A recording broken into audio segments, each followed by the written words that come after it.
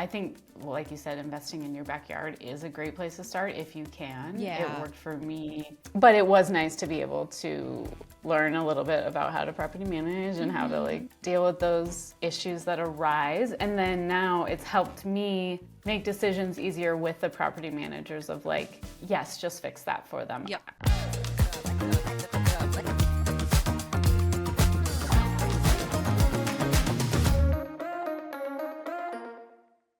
Right, welcome back, friends, to Invested and Rested. We are at the second part of our series, Real Estate Investing 101. If you haven't listened to the first episode, go back, start at the beginning. I mean, you can still listen today if you really want, but check that session out too. But our first episode was about setting your vision and your goals and getting your finances in order. This episode is going to be about getting yourself educated and setting up a good team for yourself to follow you, be part of your team for your real estate investing. The third episode is going to be about analyzing deals, making offers, and the contract process. And the last one's going to be about closing the deal and organizing your business. So we're super excited to bring all these episodes for you in the next couple of weeks. Yeah, so before we get started, if anytime during these 4 episodes you're thinking like, gosh, how does this relate to my personal story? And I have some questions. Can I touch base with Rhianna and Caitlin on these things? We are actually running a promotion right now for one-off coaching. We're not typically going to be doing that moving forward. It will just be coaching programs. So if you want to set up a one-time call with either of us, you can. Otherwise, you can set up a call with both of us, separate calls. So go over to our website, investedandrested.com. We are running a special until the end of July. So go over to the website, check it out. All right, let's get started. Okay, yay. Okay, so once you get that itch, I don't know about you, but it felt like an itch and it was like, I gotta scratch this. I gotta learn more about this. I got obsessed. Did you get obsessed? I got obsessed. I got so obsessed. I think my obsession started with buying my first house, which I didn't really know what I was getting into. But my first obsession started with, like, I thought that I wanted to be debt free. To which I am definitely not debt free. I have good debt in my mind. Good debt. Yeah. And I was obsessed with, oh my gosh, how can I pay this off? I want to pay this off super fast. I actually thought that I wasn't going to buy a house until I could pay it in cash. And I'm so freaking glad that I bought what I did, obviously with a mortgage, because I would probably still be saving that money up. But every single night I was like running an amortization schedule and how does this work? And if I do this, which like kind of translates over to like my personal finance journey of I could retire if this and if I do that. And anyway, I was obsessed too. Yeah. Yeah. We are in the midst of our Real Estate Investing 101 series where you're learning all the steps to get started in real estate investing. But sometimes the more you know, the more questions you have. So on July 17th, you're going to want to hop on our group coaching call. It's totally free. You come on, ask your specific questions, and also get to learn from others and their questions. And you're also going to understand the benefit of coaching and how helpful it can be along your real estate journey. Yeah, so head over to investedandrested.com to sign up today so that everybody can get something out of this. Our spots are limited, so make sure you secure your space today. Thanks, friends. I got obsessed. I already had a rental property and I was not obsessed. And then once I started my job as a leasing agent, and I was like, and we were able to refinance the single family home, got money out, and we're like, okay, what are we going to do with that money? And then I was seeing all these investors in the Bay Area with rental properties. And I was like, I want to be one of those. How do I do this? My stepbrother was doing it, and I was hearing about that from my dad. And I was like, okay, how am I doing this? And as soon as I decided I wanted to invest out of state, because we've been thinking about investing in another property in California. It just wasn't working. Once I decided we're going to invest out of state, it was like hit the ground running. And yeah, it was fun though for me. I was just like so excited to get in the car because I was listening to podcasts. I was just like, I got to learn all about this. I don't know if you've ever listened to this podcast. It's called Lady Landlords. Have you heard of I've it? heard of it, but I haven't listened to it. Okay, it's not the best podcast now that I've heard of others, but it was the first podcast I'd heard of. I'd just gone to Spokane for our family vacation. I had met with the brokers that I'm working with now, and I came home. I was reading an email from, I don't know, the New York Times or something, and it was talking about more women being real estate investors. And I was like, this is a sign. Yeah. Like, I gotta listen to this. And it talked about Invest Her, which I know Yep. you've done some of their meetups, and I have too, actually. And then it talked about Lady Landlords, and I started listening to the Lady Landlords podcast. And at the time, I was a landlord, so there's a lot of talk about being your own property manager and whatnot, but a lot of talk about real estate investing in general. And I got obsessed, and I just started listening from the beginning all the way. I think I listened to all of them up until that point. But I think this is a great place to get started, is listen to podcasts. You're here. Awesome job. Yes. Great job. Woohoo! Give yourself a pat on the Being back. Yeah, exactly. But what you got to do is just start learning and start figuring out what you're going to do. And the best way to do that is just kind of inundate yourself with information so that you can pick and choose what you like and what you don't like. So when I was listening, I was like really connected with the women that was doing multifamily, because that's already what I thought my next step was going to be. And she was a guest on the podcast, and she recommended this book called Financial Freedom through Multifamily Investing with Michael Blank, Okay. by Michael Blank. I haven't read that one. And it was great. It was a perfect starting out book. I totally recommend it, especially if you want to do multifamily.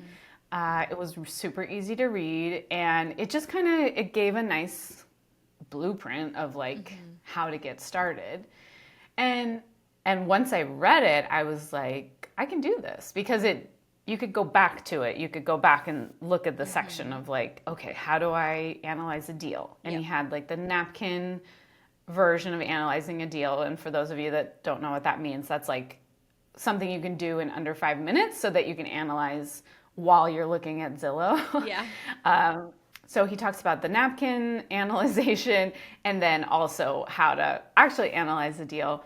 His analyzing was super conservative, so I looked at it, and then I kind of created my own version of what I was comfortable with from what he shared. But every book and podcast I've listened to, I've always gotten some little nugget, and I think that makes it worth it. The one thing he said repeatedly in his book, he was like, the first one is the hardest, and then you buy one, and then you'll be on a roll. And it just literally happened exactly like that. I got into contract finally on a property, and it didn't work out, and then we got into contract, and there was like a lot of ups and downs. We finally closed, and then 4 months later I was in contract on my next property. So it was funny how it happened exactly how he said it was going to. Like, and that's what I find with investors I work with too, and myself included. Like, my first thought of, oh, I should buy a property and I should house hack, basically, was when I was like 18 in the dorms and needed a place to rent. That was my first time I had that thought, and then I bought a house when I was 24. So first of all, just the thought of even starting took me X amount of years,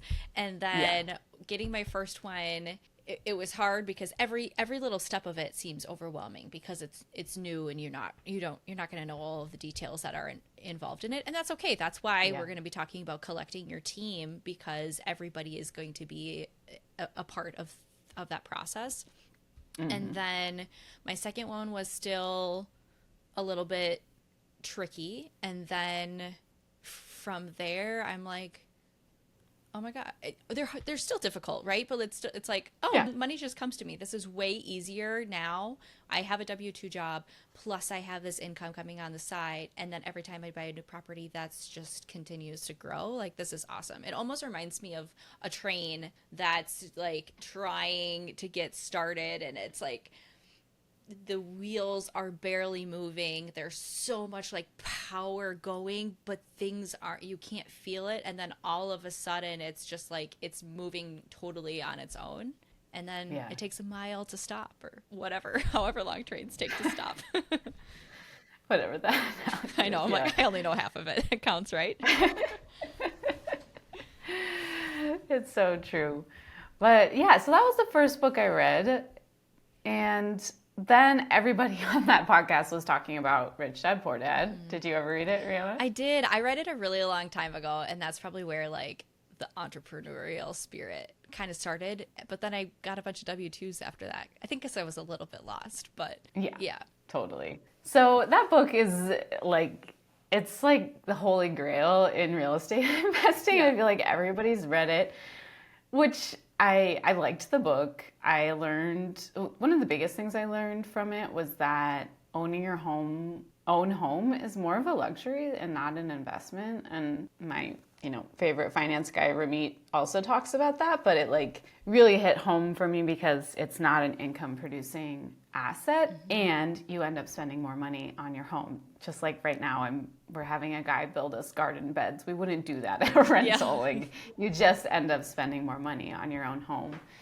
And the other nugget I got from him was that you should just start making offers. Like you don't have to, you can decide what you want to offer. It can be $200,000 under what they're asking, but you can still make that offer and see what's going to happen. And that was a good point to me, or good learning for me, because I had seen all these property deals. I was like, oh, that's like 60K off. And I didn't realize I should just be making offers. Like, see what happens. There's no harm in it. You literally make an offer and they say yes or no, or they come back with a counter and you decide if that could work for you. Yeah. So those are my two nuggets there. I don't love his, he talks very condescendingly to people that have W-2s, which I really don't like because you need people with W-2s to be a real estate investor. So it's like, it was almost like he's knocking his own employees and talking about paying them as little as possible. And I think that everybody deserves like a living wage. So that part I didn't love about him. And something that's so interesting too, to me, I just saw this stat. I don't know if you saw it, but like there's 5 different fields of work that are millionaires or more. And one of them is teachers. And it's because they learn to live in their means because they have to, because they're not making a great salary. Yeah. And I thought that was so interesting because, you could be making a lot of money. There's a lot of people out there that are making a lot of money and spending more than they make. So it's like you can still be rich and have your rich life and have a W-2 job. So don't start investing in real estate or start your own business because you think you should. Yeah. Like figure out what's going to work for you and your life. I think that's great because so many people, like I'm envious of people that love their W-2 and that lifestyle works. Lifestyle as far as like for me, I'm like, oh, it makes me feel so trapped knowing I get off of work at 5:00 and I only have basically 4 hours to like walk my dog, exercise, have alone time, and eat, watch a show, and watch a show. Yeah, like I need to relax, and the weekends, like because I want to be more nomadic, that doesn't really, and I never had a like totally remote job, like that just never, I didn't feel like I really fit into that mold. And I'm like extremely jealous for people that works. Like that is so cool. Like nobody bothers you after 5:00 for most jobs. Like that's amazing. I mean, I was talking with a guest last night at like 10:30 that the neighbor was yelling about money and slamming doors. So, to each their own. And I was going to say something else about the goals of, and if you have a W-2, let me tell you, it is way freaking easier to get a loan for real estate.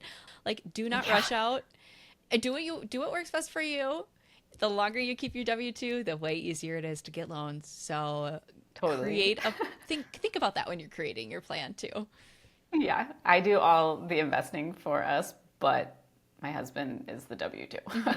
And gosh, So that's so thank you. nice. Yes, right. We appreciate you. Yeah, exactly. But yeah, he started reading that book and he was like pissed because he's in a W-2 and he's like he felt like very attacked, I Yeah, think. yeah. But as an entrepreneurial person, it was kind of validating. I get like, yeah, okay, you're doing a good thing, whatnot. So read it, but with a grain of salt. Yes. And just find books that what worked for me was listening to podcasts and then hearing about books and then going out and getting the books. But you can just honestly go to the bookstore or go to Bigger Pockets and they have all these different real estate investing books. And I've bought a few from there now.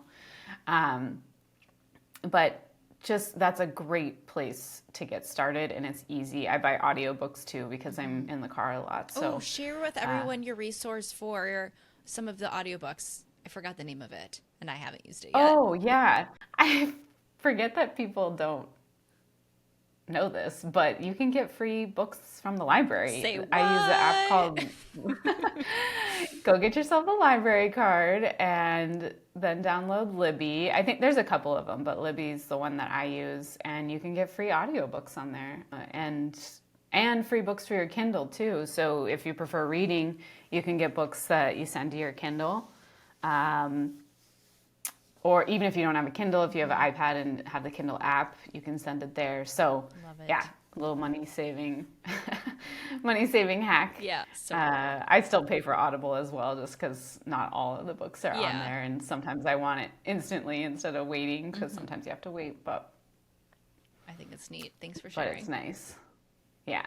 So, and the other part is too, as we discussed last week about finances, like if your finances are not in order, take time to figure out how to get them in order. Take time to help learn how to spend more consciously, budget, save for investing. And there's a lot of different books out there. There's different people that you're going to connect with too. Like I said, I'm a big fan of Ramit. He has the book, I Will Teach You to Be Rich. Some people really like the Dave Ramsey method or Susie Orman or the FIRE method, whatever is out there, but get your finances in order. And if you do not have them in order, educate yourself on them. That's the funny thing is so many people are like, well, I never learned this. Well, did you ever pick up a book to learn it?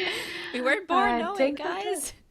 Yeah, you can do it. Like, and that's the thing about real estate investing. It's not taught in school. It's I did take a real estate finance class in college. It was so hard, and I like even had my dad help me with it, and even he couldn't do it.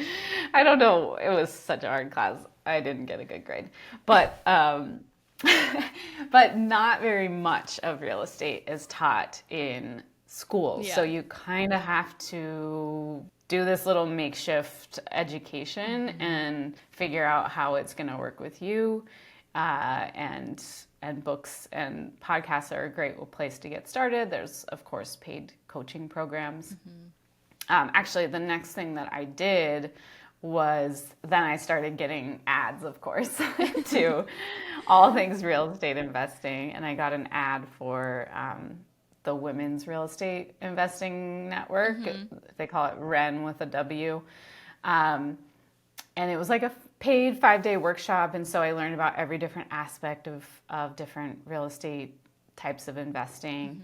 And that was really cool. At the end, they were selling like a $20,000 program. I was a little sticker shocked, and Yeah.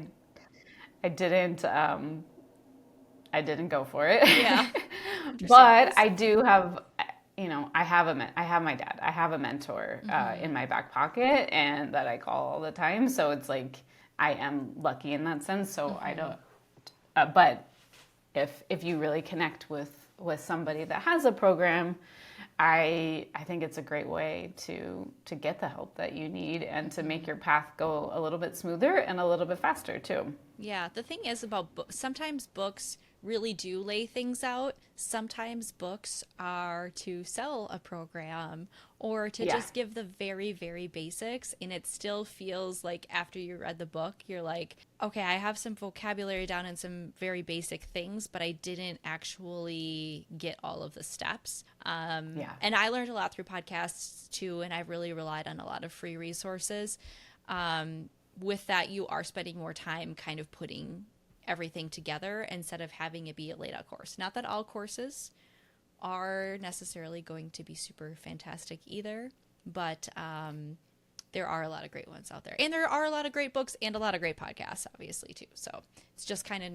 knowing what works for your budget and for your time, and how you learn. Yeah. How you learn. And I find anytime I have paid for some sort of course, it's like who I feel most connected to, who I want to learn from. Yeah. The woman in the Ren, like she had a very thick accent, and for some reason it just like annoyed me. I just didn't want to listen to her for a long period of time. And no offense to her, seemed like a extremely nice lady, Yeah. but sometimes like stuff like that, like if you just have to like the person too. Yeah, for sure, because you're going to be learning from them, and what is their story? Does it connect to you and what you want to do? Because yeah, you're paying for it. Yeah, exactly. And just a reminder, friends, we have our promo coaching sessions this month. Go get yourself one, investedandrested.com, because you're going to read these books and listen to these podcasts, and then you're going to have questions, and you can talk to the podcast, but nobody's going to talk back to you. So we can do that for you. We would love to. We've been real estate coaches for over a year, and investors for a lot longer than that. So we're happy to help you with a coaching session. Yeah. Are you interested in real estate investing but not quite sure where to start? Or maybe you already own some properties but not sure what to do next? Or are you considering changing your investing strategy from long-term to short-term or single family to multifamily? Well, let us help. From now until June 30th, we're running a promotion for one-off coaching sessions. Get personal attention to help make those investing dreams a reality with either Caitlin or Rihanna as your coaches. Grab a single session for $100 or one session with each of us for just $150. Go to investedandrested.com for more information. Again, that's investedandrested.com. But Rihanna, what did you like to listen to? Did you have any favorite books or podcasts? Yeah, so just like everyone else, started off by listening or reading Rich Dad Poor Dad. I have Cash Flow Quadrant as well. I was looking down at my books. I was like, I have some books right here sitting in front of me. None of those. But that was a long time ago. When I really got started in real estate, I don't know, I was just really flying blind, to be honest. I mean, I worked in the industry as a property manager, so there was like some construction stuff that I could understand and get help with, like renovation things, because I was friends then with the maintenance team there. Cool. But I didn't really have that much actual education. I was like, I think this is a good idea. In the long term, this is going to make sense. I don't really get it, but let's just go. But then later I found Bigger Pockets podcast. And I listened to all of theirs. Right now On the Market is my favorite one, just to get overall understanding of the economy and how the economy relates to the real estate market.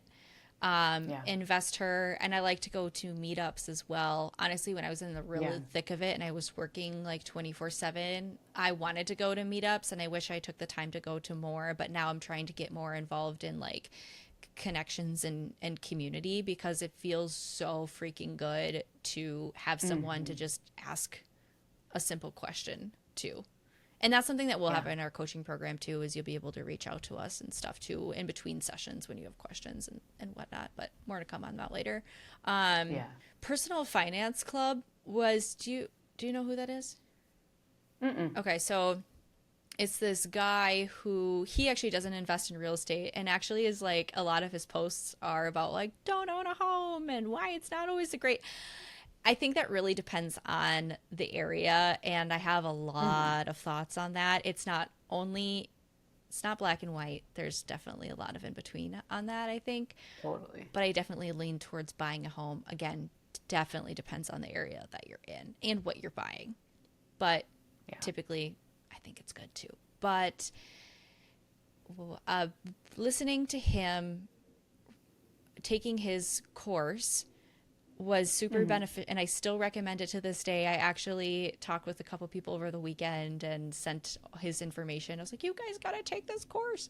But it helped me separate understanding the stock market and should I invest in the stock market or should I invest in real estate. I felt really stretched thin on trying to do both. And I didn't feel like I had a clear mentor perspective on what the heck I should do. I'm like, I only have this budget.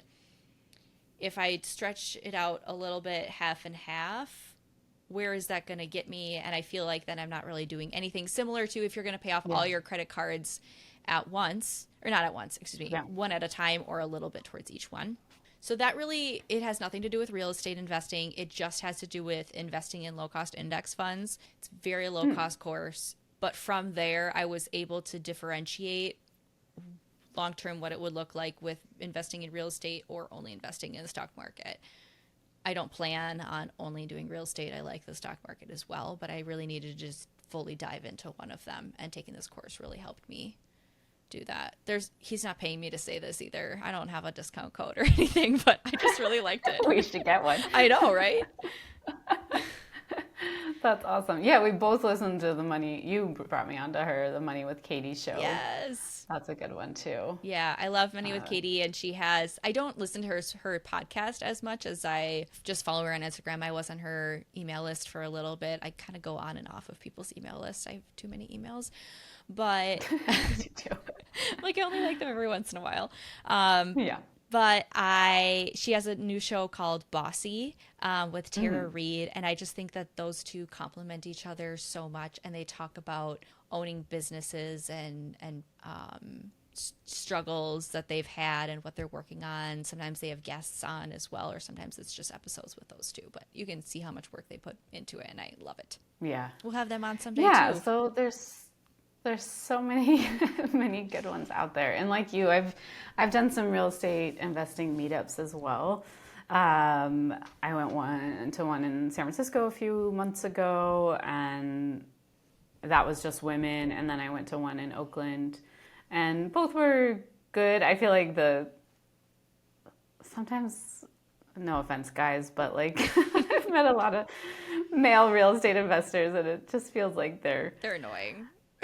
Yeah, they're just like, I own this property and this property and this property and this property. And then you talk to a woman and like you have to like pull it out of her, like what she's doing. And all of a sudden you're like, oh my God, you have a multi-million-dollar real estate portfolio. And as a woman, I kind of prefer that. It feels a little too cocky when, I don't know.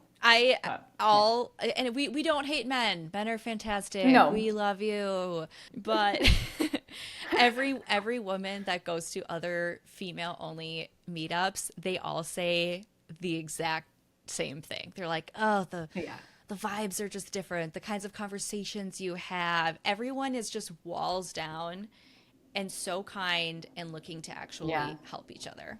Yeah, I think that's what the other part about women is like, it feels more collaborative. It feels more like we want to help each other. Like, what can I do for you? And the one I went to, and so this is just a generalization. It was just like, it just felt like, this is what I'm doing. Look at how cool I am.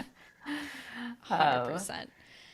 One thing I want to say about the meetups too, if listeners do decide to go, is you have to like still put effort into creating these relationships. It's not like, oh, how many business cards can I get, or how many people can I talk to, or just running around asking people for their advice. Although yes, you may have questions and people will probably help you and answer them, but for me, I try to and I'm more of a small group kind of person, so I just like to meet a couple of people, create a relationship with them, and then if I feel like we have some sort of connection, similar to dating, I guess is what I feel like I sound like, then you have a one-on-one and go get coffee or something later and see how you can help each other out.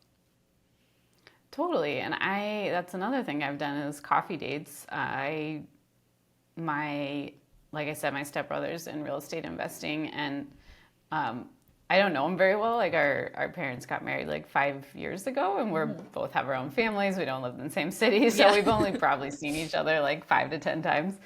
But I asked it. I knew my dad had told me what he was doing, and so I asked him to go out to lunch, and I treated him to lunch, and he told me all about his real estate journey. And now every once in a while, I text him if I have a dying question that I know he could help with. And then I had my brother's friend, who's also my friend now, invests in Spokane, which is where I invest. And he had started before me, so he was somebody that I called and was like, "Can we chat about this?" Yeah. And so now we've met up a few times to talk about it, which has been fun. Cool. But just a little side note, because I was talking about it to someone, and she was like, "My husband really wants to get into that." I was like, I'll go out with him. Like, I'd never met him before, but I was like, if he wants to chat. So we set up a coffee date, and he didn't even buy my coffee. He must have been on the FIRE movement or something. He must have. But I was like waiting for him before I went up and ordered, because I figured he would want to buy my coffee. I don't drink coffee, but my chai latte. And he didn't. He just let me pay and no offer. That's so awkward. And just be mindful and respectful of people's time. Yeah, and I think like people do want to help, but people are busy. So if you are asking for something, like, just no. And also when I met up with him, like, he had done so little research. He didn't even know what questions to ask. And that kind of felt like a waste of my time, because I was just like, you're nowhere near the next step. Like, why are we talking right now? Like, read 5 books and then come talk to me, or listen to a couple podcasts and talk to me. So just know that before you take people's time, to just be prepared when you do sit down with them. Or if you just want to ask dumb questions, pay someone. You can pay us. Yeah, right. There's so many options out there. People, just be nice. Yeah, exactly. So there's so many different ways to get educated. So figure out, like we both did a mixture, but like do whatever feels good to you, but definitely dive in just like you did anything you've learned in your life. Like, you have to take some time. And if it's not interesting to you, if you don't get like mildly obsessed, maybe you don't want to do it. Like, and that's okay too. You don't have to want to be a real estate investor. Maybe you want to be a business owner. Maybe that's more exciting to you. But if you get started and it's just not that interesting, then it might not be the right spot for you. And that can be a good learning from trying to learn, and you're like, well, I don't even want to listen to this, and that's probably a sign, like, or just something else. Or just be more passive. There's different ways to do it where you're not going to be talking with a tenant at 10 o'clock at night, or have to run. I mean, I would recommend definitely doing your due diligence, but you can be a more passive investor in somebody else's deal. Like Caitlin, she works with private investors. There's other syndications and other ways that you can be more hands-off, or a private money lender. And we're not going to touch on all of this stuff right now, but there's about a bajillion and one different ways to do this. Exactly. That's such a good point. Like, you can still invest in real estate without being obsessed with it. Just find somebody that is obsessed with it. Yeah. that you know is going to do the work, and both you and I both are doing the work and in it and listening to the podcast and staying up to date and knowing what's going on. And so, you can entrust one of us or somebody that's doing some sort of syndication, or even there's real estate indexes that you can buy into or whatever. From there, if you are like, okay, I want to do this, let's go, you got to start getting your team in order. And a little bit before that, it's kind of the chicken or the egg, because you kind of have to pick your area, but you could also pick your area based off of the team you want. So We're going to talk a little bit more about that in the next episode too, picking your area. But just think of a couple areas. Like I picked mine because it's a place that I go once a year. It's the place in the U.S. that I know best besides my own area, and I know I'm going to be there regularly. I have family there. Blah blah blah. That's why I picked it, and I visually saw every single year Spokane growing, and I visually saw that like with my own eyes. Oh, our family lake cabin is up north, and every year there's more and more housing up north, when before it was just like farmland. And now there's a Costco there that there didn't used to be before. And so it's like, obviously it's growing, and that's a good that helped me know that it's a good growing market. But pick a couple places. There's a lot of people, a lot of real estate investors that talk about the best places to invest in. So you could just pick a couple of those, like I think Cincinnati, Ohio's a hot one, and some places in Missouri and Kansas and whatnot. So like you can just start with some of those random ones, or pick a place where you live currently, if that's a good market. And you know what? The numbers might work out better where you live because you can property manage, or because you have this great relationship with a contractor that's going to give you a good deal, or you can do the work yourself or something like that. So sometimes it's not about picking the exact market. It's also about picking what's going to work for you and your life. So you can pick one area and go with it, or you can pick a couple different areas and then start reaching out to people to see if you find someone you want to work with. So for me, I just started reaching out to a couple brokers in Spokane. I was going on vacation a few weeks later, and I was going to try to set up some meetings. One of them never even responded. I was so insane to me how so many people don't even respond. I am trying to give you my money, and you're just not going to respond to me? What? I'm like, I want to buy $1 million building, and you don't want my money? Like, how is that possible? But yeah, so one didn't even respond. And by the way I found them, I was on LoopNet and Zillow, and I was looking at who had a lot of listings, because then I knew they were active in the business and could maybe bring me some off-market deals like before they listed them. And I found the company I found is a brokerage, and they have a property management team, and they have a construction team. So awesome. So cool. They're guys about my age, and they're just like, really into it, hustling and excited. And they created this company themselves, and I just really respected them. I met them in person, and I like their vibe. I like their personalities, and I like that it was a one-stop shop, especially for my first time investing out of state.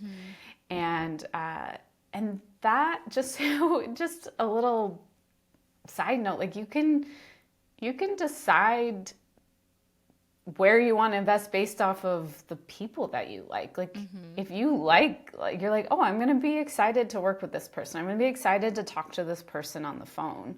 Much like getting a mentor or coach, like if you have some sort of connection with them and it's going to make the process more fun, like why not? Yeah, that's one thing actually that I look for in my daily business life now is I was blessed to have the most amazing coworkers at my first job called Chula Vista. And I worked at this Mexican restaurant, and we were like such a family. It was so amazing. And I've had some other jobs like that too, where I just love all my coworkers. Everything is just like we really have like this team unit. And then I've had some positions where it certainly is not like that. And it's just not. I haven't always hated my jobs. I guess I should say that. I've really, really loved some of them. And working with people that I love and spending time with people that I love makes everything so much easier. And now it's been really fun as a business owner to choose who I want to work with. And Totally. now I will only I work mean, with like people you I and like. I, Yeah, if we didn't like each other, this job would be miserable. exactly. But now we just, voice message all day and come up with random ideas on things. And it's a lot of collaborating and it's a lot of behind the scenes work. Yeah, and we have a contract worker right now for us that we're not getting along with. So we're like, do we want to continue this? Yes, yes.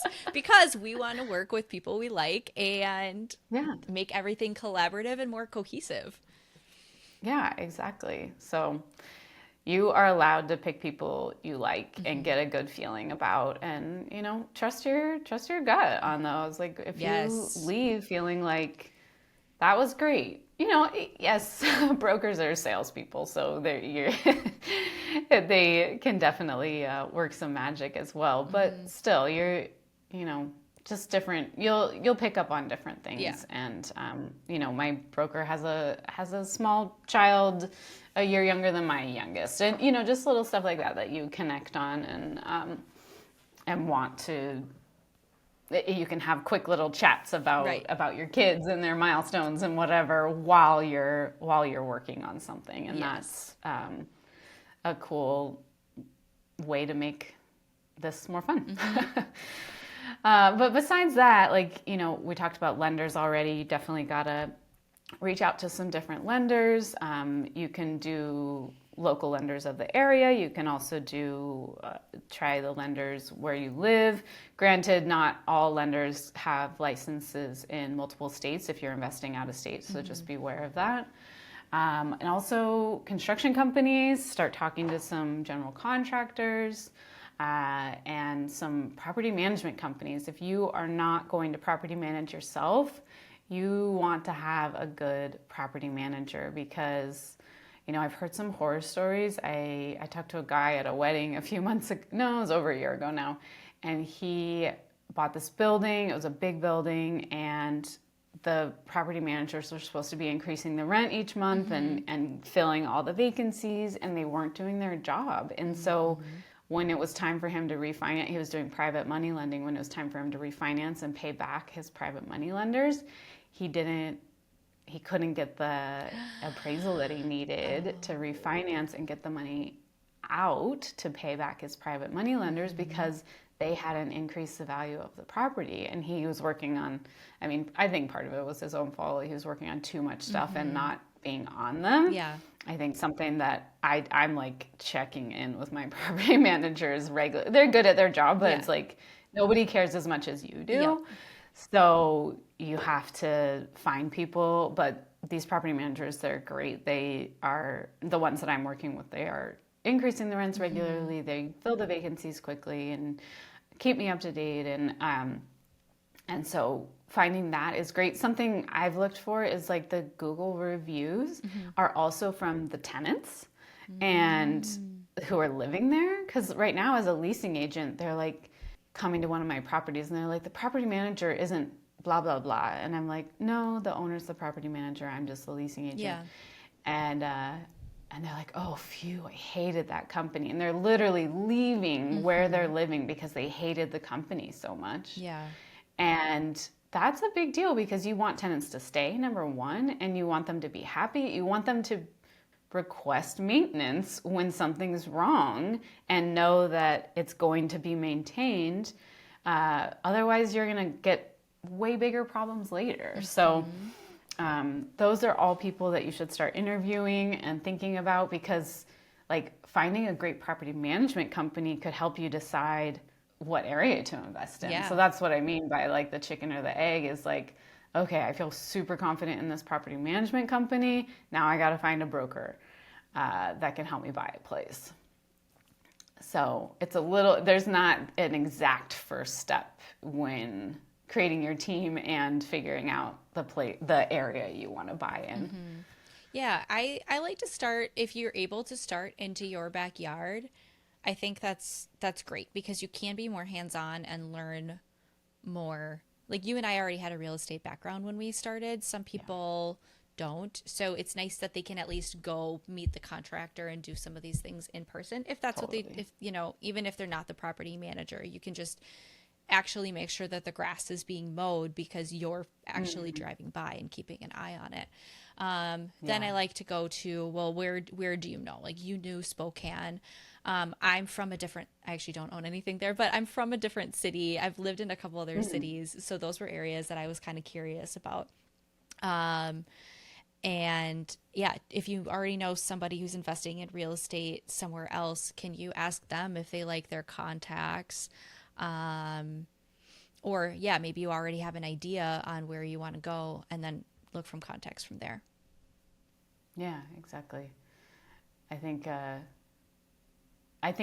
like you said, investing in your backyard is a great place to start if you can. Yeah. It worked for me a while ago, but like I said, in California, just the numbers don't, I mean, it's more of an appreciation play if you do. But harder to get into decide to still, invest. and tenant laws Yeah. are different. And But it was nice to be able to learn a little bit about how to property manage and how to like deal with those issues that arise. And then now it's helped me make decisions easier with the property managers of like, yes, just fix that for them. Yep. They've been good tenants that are paying their rent on time. Just put in the exact lock that they want. That's what recently happened. They wanted a certain kind of lock. And I was like, just put it in. They're great tenants. Yeah. Or if they're not great tenants, maybe you don't Yeah. give them all of their desires and whatnot. And I have done turnovers with that property, so I know what I'm looking for in the next turnover when I'm doing it from a distance. So it is nice. It's not necessary, but it is nice if you can. Yeah, absolutely. If you can't start in your backyard, like for whatever reason, most people that live in a very expensive, high cost of living area, it's just not feasible. It just doesn't make sense. So don't feel like you can't get started if one of those situations that we mentioned, like, don't work for you. Some people do this out of the country too. Like, literally, the sky is a limit. We're just trying to give you tidbits on where to start. And if you don't fit exactly into that mold, like, that's totally fine. You can do it other ways too. Totally. Well, I think that's all we have for you guys today. So I hope you learned a little bit about where to get started on educating yourself and learned a little bit about how to get started putting together a team and, figuring out where to invest in your first or next property. And next week, Rihanna's going to lead this one all about analyzing deals, making offers, and the contract process because getting into contract is only the beginning. Yes. So we want to make sure you feel confident in that and have enough information to know a little bit about what you're getting into and move forward confidently. Yeah, and if you liked this episode, if you like this series and you know someone else that is thinking about investing in real estate, wanting to learn more, please share it with them. We'd be so appreciative. We want to get the word out. We want to help as many people as possible get invested in real estate and do it in a way that's fun and allows you to create the lifestyle that you want. So thanks so much for being here, and we will see you next week. All right. See you all next week, guys. Get invested. And stay rested, friends. And don't forget to subscribe for future episodes and check the show notes to get on our waitlist for retreats and upcoming group coaching programs. Stay rested, friends. Talk soon.